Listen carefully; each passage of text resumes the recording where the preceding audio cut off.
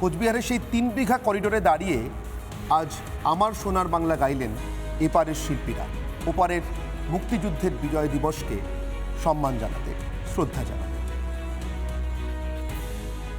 আমার সোনার বাংলা, আমি তোমায় ভালোবাসি,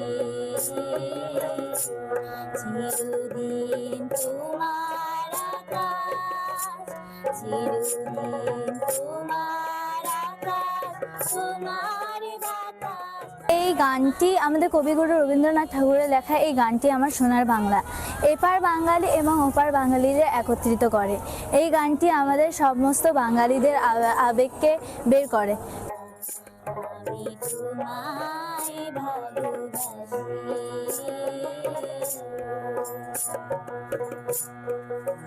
তোমা ফাল্গুনে তোর অমির বনের ধারে পাগল করে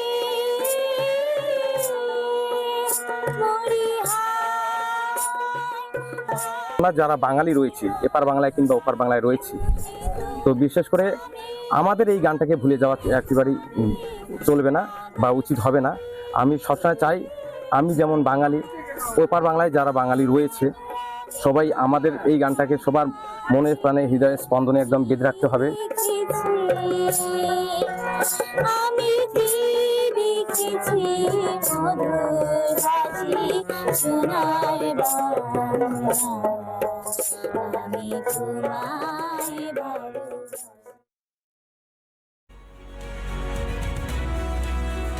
আমি কিছুক্ষণ আগে আপনাদেরকে বলেছিলাম যে ৭১-এর মুক্তিযুদ্ধ নিজের চোখে দেখেছেন এমন দুজন মানুষ আমাদের সঙ্গে রয়েছে। ময়ূখ, আমরা সাংবাদিকরা নিজেদেরকে সঞ্জয় বলতে ভালোবাসি, মানে কুরুক্ষেত্রের যুদ্ধের বর্ণনা দিচ্ছেন, সবাই শুনছে, কিন্তু সঞ্জয় হওয়ার সৌভাগ্য, সত্যি সত্যি সঞ্জয় হওয়ার সৌভাগ্য খুব কম মানুষের হয়। আমি তো সৌভাগ্য বলেই বিবেচনা করি, সামনে দাঁড়িয়ে যুদ্ধ সৌভাগ্য আছে। ইউক্রেন রাশিয়া যুদ্ধের সময় কিন্তু আমি নিজে আজকে ফ্যান বয়ের মতন, মানে ৭১-এর যুদ্ধে যে দুজন রয়েছেন, আমরা সাংবাদিকতা পড়ার সময়ও আমরা বারবার শুনেছি ওনাদের কথাই কাছে।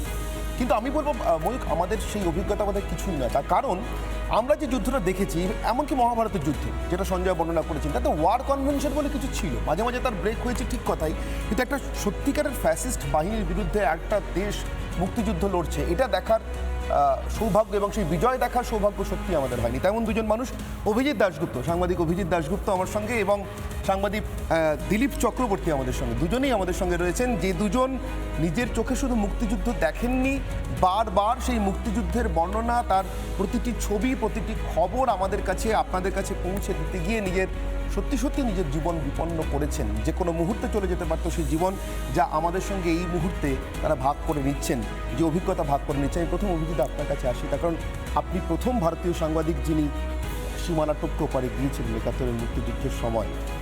কতটা কঠিন ছিল সেই সময়টা, সেই রিপোর্টিং করার টাইমটা?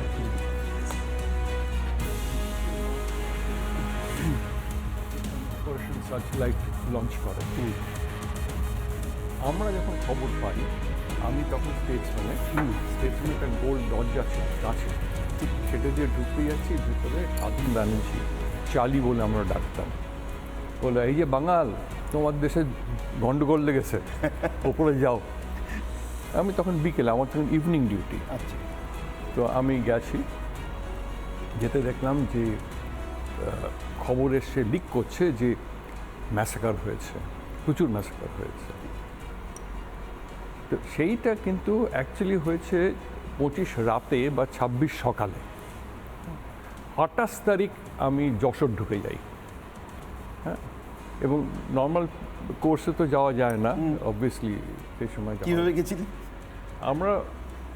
আমি একটা শিক্ষা পেয়েছিলাম যে আমাকে বলা হয়েছিল যে তোমার নিউজ সোর্স হচ্ছে বাড়ির যে গার্ড, পানের দোকানের পানওয়ালা, এরাই তোমার বেস্ট সোর্স।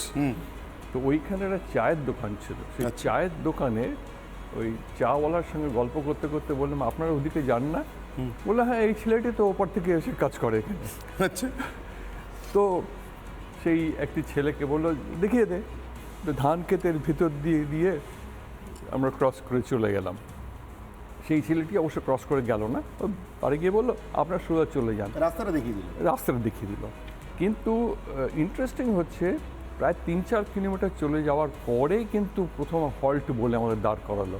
তার আগে কিন্তু কেউ আমাদের দাঁড় করায়নি। আচ্ছা হ্যাঁ, এবং যার দাঁড় করালো যারা, তারা কিন্তু মুক্তিযোদ্ধা, আচ্ছা এবং তাদের পরনে ছিল কেউ একটা গেঞ্জি আর লুঙ্গি, কেউ একটা লাঠি নিয়ে, কেউ একটা বল্লম নিয়ে, একজনের হাতে একটা বন্দুক ছিল, মানে একজনেরই হাতে বন্দুক। একজনের হাতে বন্দুক ছিল, একজনের একটা রাইফেল ছিল, রাইফেলে আবার বন্দুক গুলি নেই, এরকম অবস্থা আর কি। তারা সব যুদ্ধে নেমেছে, কী নিয়ে যুদ্ধ করবে তার নিজেরাও জানে না। ওদের মধ্যে একজন পুলিশ অফিসার ছিলেন, বোধহয় কোনো দারোগার টাইপ আর কি। আচ্ছা তো উনি তোদের বললেন যে তোমাদের আমি শিক্ষা দেবো, অমুক দেবো। সেদিন প্রথম ওই বাংলাদেশের ফ্ল্যাগ দেখলাম। সেই ফ্ল্যাগটা কিন্তু অন্যরকম ছিল, মাঝখানে একটা ম্যাপ ছিল, বাংলাদেশের ম্যাপ টাকা বাংলাদেশের ম্যাপ ছিল। সেই ম্যাপটা প্রথম হয়েস্ট করা হলো। হ্যাঁ, এক্স্যাক্টলি ওই যে ম্যাপটা ছিল। ঠিক।